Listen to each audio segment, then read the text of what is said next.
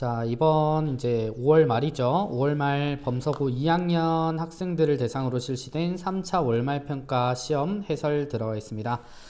이번 시험은 모의고사에서 이제 출제 포인트를 잡았고요. 여러분들 이제 교과서에서 출제될 만한 지문들 위주로 수록을 해봤습니다. 자, 그래서 이 영상에서는 이제 전반적으로 들으셔도 좋겠지만 여러분들 이제 시험 결과에 따라서 오답만 선택하셔서 들으셔도 무방합니다. 자, 일단은 이제 21학년도 이제 고3 6월 평가원에 출제됐었던 황만근은 이렇게 말했다라고 하는 문제인데, 여러분들이 지문은 꼼꼼히 읽었다는 걸 전제로 하고 해설 수업 들어가 있습니다. 자, 먼저 34번 이제 이라고 표시된 1번 문제죠. 자, 1번 문제는 서술 효과 관련된 문제가 되겠습니다. 자, 기역과 니은의 서술 효과를 말하는데, 자, 기역 부분은 이제 황만근이 한 말이 아니라 그 말을 들은 민씨의 표현이다라고 하는 부분이고요. 자, 니은은 팥죽 할마이란 팥죽을 파는 할머니 혹은 늘 팥죽을 쓰고 있는 할머니 같은데 그 할머니가 누구인지 어째서 오래 산다고 했는지 민씨는 모른다라고 하는 표현입니다. 자, 지금 둘의 공통점은 민씨라고 하는 인물을 포인트로 삼은 자, 이런 부분이 눈에 띄는데, 자, 서술 효과로 가장 적절한 것은 답이 나올 때까지만 분석을 한번 해봅시다. 자, 1번에 기억을 통해 민씨가 황만근에게 들은 말을 그대로 전하고 있다라고 일한다면 직접 인용과 관련된 설명이 돼야 되겠죠. 자, 근데 이 직접 인용이라고 하는 친구라기보다는 자, 표현상 그 말을 들은 민씨의 표현이다 라든지, 자, 민씨는 모른다라고 하는 표현이 나오니까 둘 다 직접 인용과는 크게 관련성은 없어 보입니다. 자, 그래서 1번은 답에서는 제외를 할 거고요. 자, 다음 2번. 니은을 통해 황만근의 말을 전하는 민씨도 다른 인물들처럼 서술자의 서술 대상임을 알 수 있다라고 얘기를 합니다. 자, 이것과 관련된 개념을 우리가 볼 건데, 자, 일단 니은 선지부터 한번 확인해 보시면 황만근의 말을 전하는 민씨 그리고 다른 인물들처럼 서술자의 서술 대상이다라고 얘기를 합니다. 자, 이걸 어떻게 해석을 할 거냐면, 자, 적어주시면 좋을 것 같아요. 자, 우리 황만근은 이렇게 말했다라고 하는 소설의 전반적인 특성이기도 한데, 요 소설은 기본적으로 전지적 작가 시점으로 전개가 되지만, 자, 요 교재나 이제 다른 이의 설명에 따라서는 자, 부분적이다라고 설명을 하기도 해요. 자, 왜냐면 자, 이 특정 부분, 뭐 황만근의 묘비명 같은 그런 장면들에서는 마치 민 씨가 자, 서술자의 역할을 하는 것처럼 보이기도 하거든. 자, 그래서 이제 전지적 작가 시점이기는 합니다만은 부분적으로는 민 씨라고 하는 사람이 이제 등장인물로서 마치 다른 이들을 관찰해 서술한 듯한 관찰자 시점으로 보이기도 한다는 겁니다. 자, 그러면은 일단 니은이 맞는 이유는 되게 간단해요. 황만근의 말을 전하는 민 씨도 다른 인물들처럼 서술자의 서술 대상이다 라고 하는데, 만약에 서술자의 서술 대상이 아니다라고 얘기를 한다면, 자, 서술자가 나로 등장한다든지 해야 될 텐데, 자, 서술자가 나로 등장하지 않고, 이제 서술자가 민 씨라고 하는 인물을 애초에 언급을 하죠. 자, 그러면 여기서도 이 민 씨는 서술자의 입장에서는 서술 대상이기도 한 겁니다. 자, 애초에 전지적 작가 시점이라고 하는 것을 염두에 둔다면 모든 인물들은 작품의 바깥에 있는 서술자의 서술 대상이 된다라고 해석을 해주시는 게 가장 깔끔하겠죠. 자, 그러한 이유로 1번 문제는 2번으로 골라주시면 되겠습니다. 자, 그 다음 35번은 A에서 E라고 하는 구절 풀이와 관련된 문제일 텐데, 자, 이것도 하나하나 한번 보면, 자, A는 너는 여기서 죽는다, 너는 여기서 죽는다, 너는 여기서 죽는다, 너는 집에 못 간다 라고 누가 말합니까? 자, 앞에 거대한 토끼가 나와요. 자, 이 거대한 토끼는 황만근이 한 번도 맡아본 적 없는 비린 냄새를 풍기면서 말합니다. 자, 우리가 황만근이라고 하는 교과서 지문을 보면 여운지 토끼인지 하고 하루 종일 싸우다가 하루는 안 들어온 적이 있다라고 하는데, 그 부분이 지금 수록이 된 거예요. 자, 이걸 황만근이라고 하는 소설이 가지고 있는 환상성이라고 얘기를 하는데, 자, 이 환상성이라고 하는 것이 고전 소설과의 관련성을 말하는 키포인트 중에 하나예요. 교과서에서는 잘 언급이 안 되지만은 이 고전의 양식을 일부 차용한 황만근은 이렇게 말했다라고 하는 소설은 고전 소설처럼 보이고 있는 그런 여러 가지 요소가 뭐 전의 양식을 차용했다든지라고 하는 것도 있지만 이런 환상성도 있습니다. 자, 그러면은 여기서 죽는다라고 하는 요 말을 다시 한번 더 뒤로 넘어가 볼까요? 자, 주인공이 기이한 체험을 하는 공간이다라고 하는데 애초에 토끼와 싸움을 토끼와 갈등이 있다. 그리고 토끼가 나에게 말을 걸고 있다라고 하는 요 장소 자체가 신이하고 기이한 체험이 될 수 있으니 A는 크게 문제가 없습니다. 자, 다음 B를 보면 토끼는 마을이 있는 서쪽으로 고개를 기울였다가 몸을 소스라치게 떨고 나서 힘겨운 목소리로 말했다 라고 하는 요 부분인데 이 부분의 B를 볼까요? 자, 주인공이 복귀해야 할 일상적 공간이라고 얘기를 합니다.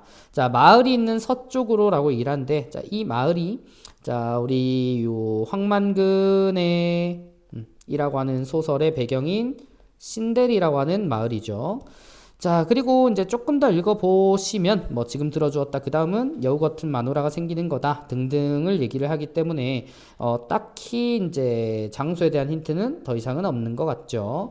자, 그럼 복귀해야 될 공간이다라고 하는 것도 크게 문제는 안 됩니다. 자, 다음 C.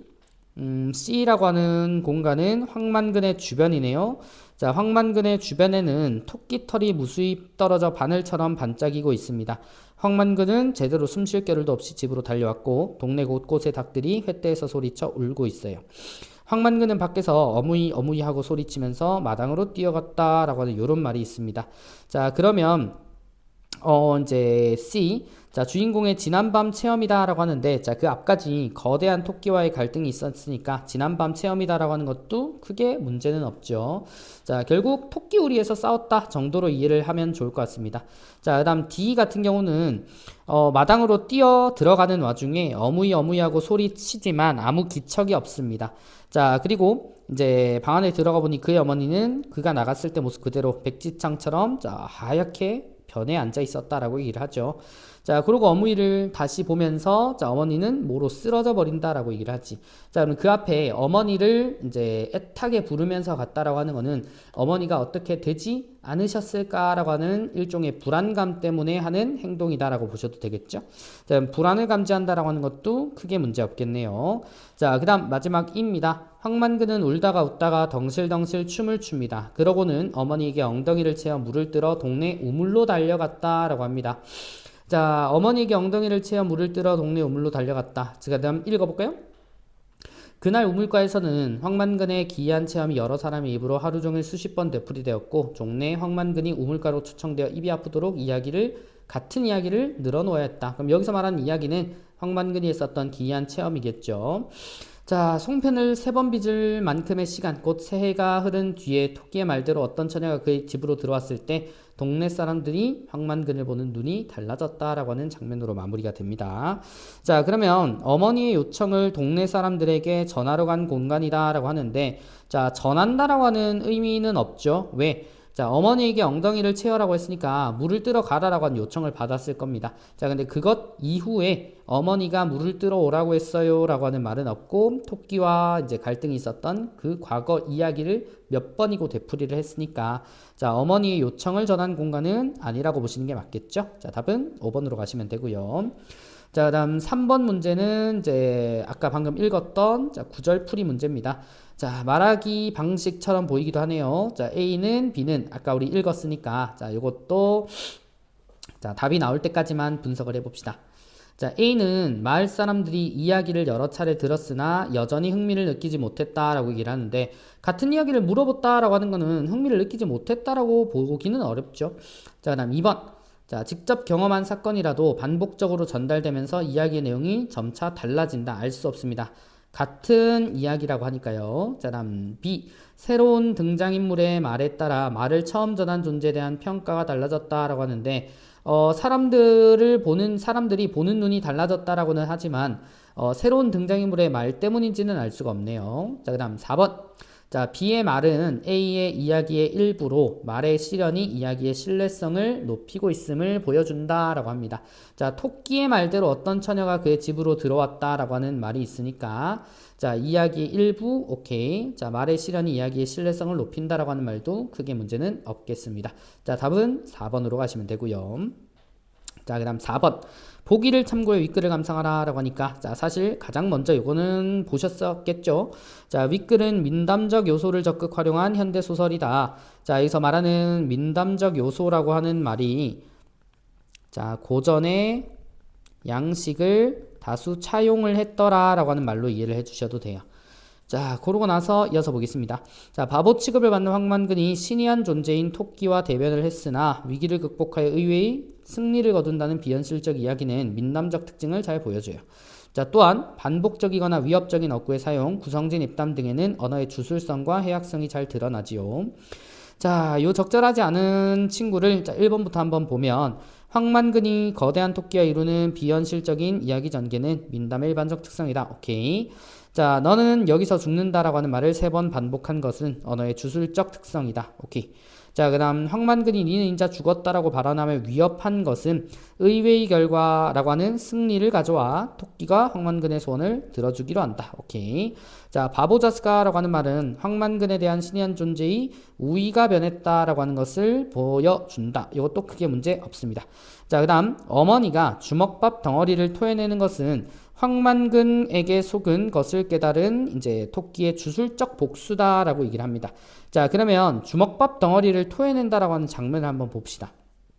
자, 앞으로 가면 어깨를 흔들자 젊은 어머니는 모로 쓰러져 버렸다. 자, 그러면서 카악하고는 목에서 주먹밥 덩어리를 토해냈는데 황만근이 어머니를 껴안고 통곡을 하다가 손발을 주무르고 온몸을 어루만지자 어머니는 눈을 떴다라고 얘기를 합니다. 자, 그래서 토끼 귀신하고 씨름하다가 이제 왔다라고 하는 말을 하니까 자, 요 주먹밥 덩어리를 토해낸 거는 어머니의 이제 현재 상태 때문인 거지. 자, 토끼의 일종의 주술과는 관련성이 없어 보이죠. 자, 그렇기 때문에 토끼의 주술적 복수다라고 하는 것을 글 속에서 근거를 찾기는 조금 어려울 것 같아요. 그래서 자, 4번 문제는 5번으로 체크해 주시면 되겠습니다. 자, 우리 두 번째는 난쟁이가 쏘아 올린 공이고요. 자, 출처는 이제 수능 국어에서 따왔습니다. 이 친구는 우리가 이제 교과서에서 읽을 수 있는 부분과 일정 부분 일치하는 부분이기 때문에 조금 익숙하실 수 있어요. 자, 먼저 5번 문제 보겠습니다. 자, 5번 문제를 보면 윗글에 대한 설명으로 가장 적절한 것은 이라고 하는데 자, 시점 한 번만 따고 들어가 볼까요? 자, 우리 요 난쟁이가 쏘아올린 공은 1인칭 주인공 시점이 계속해서 시점의 변화를 이룰 겁니다. 난소공이라고 하는 게 원래 그 1, 2, 3부로 나눠진 일종의 연작적 성격을 가지기 때문에 1, 2, 3부의 주인공이 조금 달라요. 대신 그 주인공들이 한 가족의 구성원들로 구성되어 있다라고 하는 건 공통점입니다. 자, 먼저 자, 1인칭 주인공 시점이다 라고 하는 걸 견지를 조금 해주신 다음에 자, 1번 선지부터 한번 보겠습니다. 자, 답이기는 한데요. 자, 서술자의 시각을 통해 상황에 대한 비관적 인식이 드러나 있다면 자, 1인칭 주인공이 자, 드러내는 심리 표현에 초점을 맞출 필요는 있겠죠.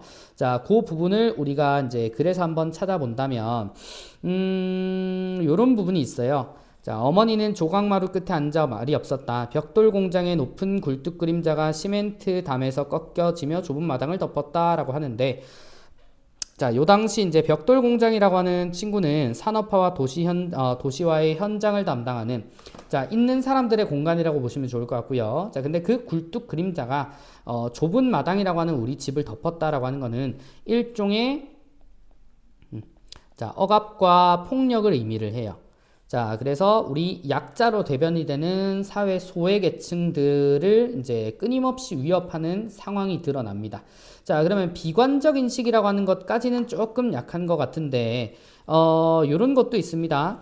이제 여기 동사무소로 간 내가 행복동 주민들이 잔뜩 몰려들어 자기 의견들을 큰 소리로 말하고 있는데, 들을 사람은 두셋밖에 안 되는데 수십 명이 거의 동시에 떠들어댄다. 자, 그 뒤에 쓸데없는 짓이었습니다. 떠든다고 해결 문제는 아니었습니다. 라고 하는 말.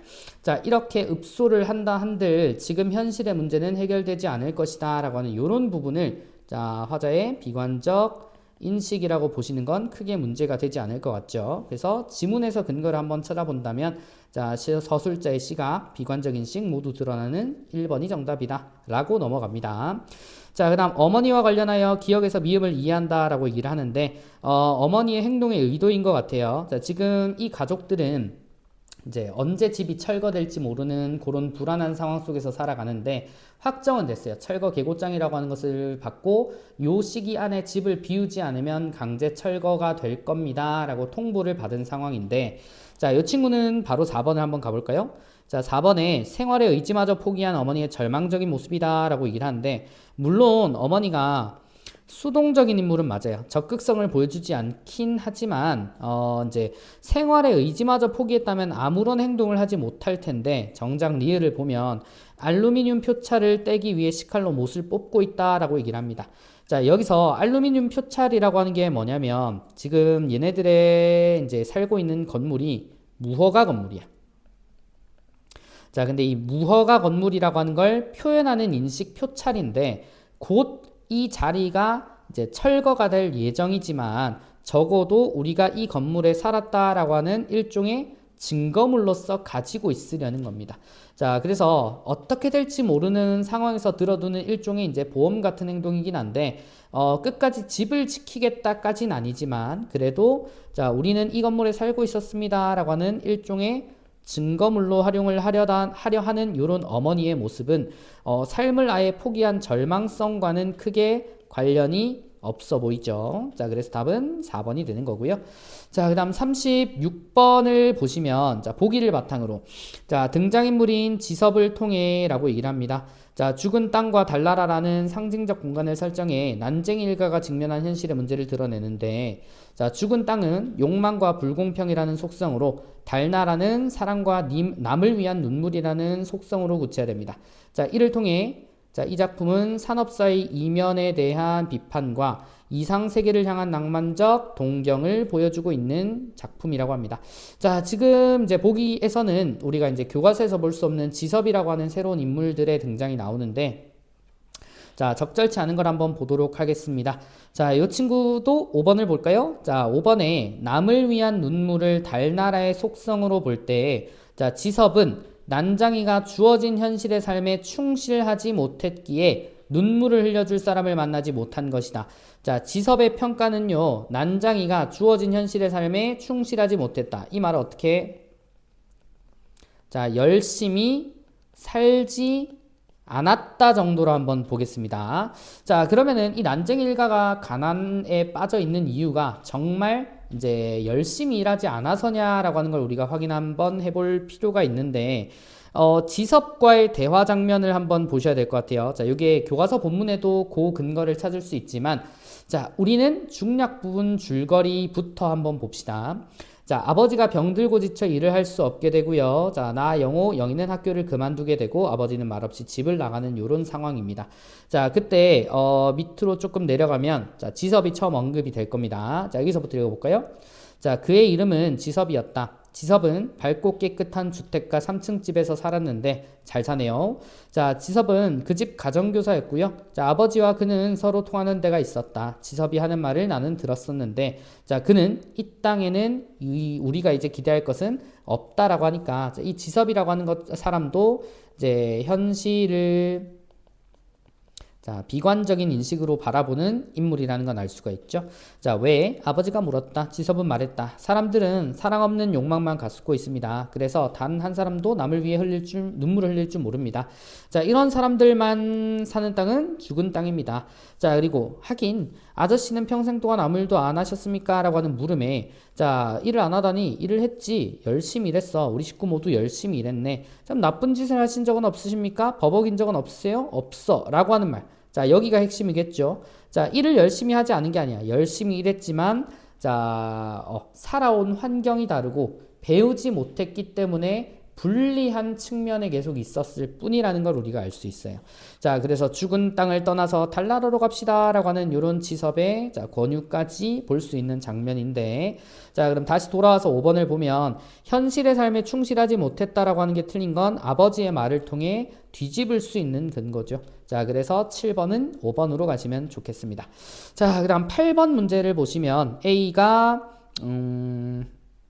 여기네요. 자, 들을 사람은 두셋밖에 안 되는데 수십 명이 거의 동시에 떠들어대고 있었다. 자, 동사무소에 가면 직원 몇 명 없어요. 그죠? 근데 현실의 불만을 가지고 부당함을 호소하는 사람들은 이 알루미늄 표차를 가지고 있었던 무허가 건물에 사는 그 판자촌의 사람들 모두가 되겠지. 그러면은 뭐 응대할 사람은 한두 명밖에 없는데 한 수십 명의 사람이 와서 우리 집은요 왜 이걸 바로 철거합니까? 라고 자, 대형 읍소를 하는 상황이니까 자, 37번은 굉장히 자, 복잡하고 정신없는 상황을 우리가 골라줘야 될 겁니다. 자, 그걸로 볼 수 있는 거는 이제 3번의 중구난방 정도가 복잡한 상황을 드러내는 사자성어가 되겠죠. 자, 그래서 답은 3번으로 최종 체크하고 넘어가 주시면 되겠습니다. 자, 우리 세 번째는 2017년 9월 고2 전국연합학력평가에 출제된 봉산탈춤 연계 지문입니다. 자, 가가 이제 요 작품들에 대한 배경이나 부연 설명하는 일종의 보기 역할을 하는 자, 그런 지문이고요. 자, 나는 이제 3인곡과 일정 관련성 있는 이제 김춘택의 별 3인곡이라고 하는 가사 작품. 자, 다음 다가 이제 봉산탈춤이죠. 일단 문제는 세 문제네요. 자, 9번 문제는 가를 이해한 내용이기 때문에 요 가와 관련된 내용 일치 문제로 보입니다. 자, 먼저 가를 이해한 내용으로 적절하지 않은 게 자, 왜 4번이냐? 자, 사대부들은 시가 작품들은 지배층의 부조리를 비판하기 위해 임금을 이별한 임으로 그린 것으로 볼 수 있다라고 하는데, 자, 지배층의 부조리 비판과 임금을 이별한 임으로 그린 것 사이에 연관성이 없습니다. 자, 그럼 요 근거를 우리는 지문에서 한번 볼 텐데, 지문에 이제 1문단은 관련 내용이 없고요. 자, 2문단부터 한번 볼까? 자, 이때 임금을 이별한 임으로 설정하여 임금에 대한 절절한 그리움을 표현했다라고 얘기를 하는데, 자, 요게 표현한 것은 변함없는 충정이라고 하는 한해 극복 방법 중에 하나지. 자, 지금 요 이문단의 내용을 근거로 봐서도 자, 당시의 지배적 사대부들을 비판하기 위한 의도에서 만들어진 내용은 아니네요. 자, 그다음 10번 문제. 자, 그래서 9번은 4번으로 가시면 되고, 자, 10번 문제는 B를 바탕으로 A에서 E를 노래한 내용으로 라고 합니다. 자, B가 어디냐? 자, B는 이제 요 가 지문의 가장 마지막 문단입니다. 한번 읽어보면 봉산탈춤은 황해도 봉산 지방에 전승되어 오던 가면극으로 제담을 통해 봉건적인 가족 제도와 양반의 무능과 허위, 부조리 등을 폭로하고 비판합니다. 자, 이러한 탈춤은 서민들을 억압하는 사회를 풍자하고 양반을 비하하는 욕설, 그리고 행동 등을 거침없이 표현하여 서민들의 금지된 욕망을 드러낸대. 또한 익살스러운 말과 행동을 통해 자, 대상을 조롱하고 희화해서 서민들이 겪었던 갈등과 고통을 웃음으로 해소하는 자, 그런 가면극이라고 하는 일반적인 설명이네요. 자, 그럼 그걸 바탕으로 A에서 E를 이해한 내용 중 왜 자, C가 답이 될 수밖에 없는가? 자, C를 보면 자, 그놈이 힘이 무량대각이요 날래미 비호 같은데 라고 한 요 표현은 이 잡아오라고 했던 이제 취발이죠. 자, 취발이라고 하는 요 사람을 잡아오라고 하는데 말뚝이의 반응으로 봤을 때는 자, 이 취발이라고 하는 친구는 자, 힘이 굉장히 강하고 자, 그리고 굉장히 날래기 때문에 쉽게 잡을 수가 없을 겁니다 라고 하는 요런 표현이야. 자, 그래서 생원이 그 뒤에 자, 전령이라고 하는 것을 가지고 오라고 얘기를 하는데, 전령이라고 하는 것은 이제 그 당시 양반들의 권력 중에 하나였어요. 그래서 이 전령에 써진 명령의 내용은 이 양반 이하계층에서는 거역할 수 없었다라고 하는 그런 특징이 있습니다. 여러분들 봉산탈춤 본문을 나중에 보셔도 그거 알 수 있어요. 자, 그러면 이 내용으로 적절하지 않은 것을 자, 3번 보세요.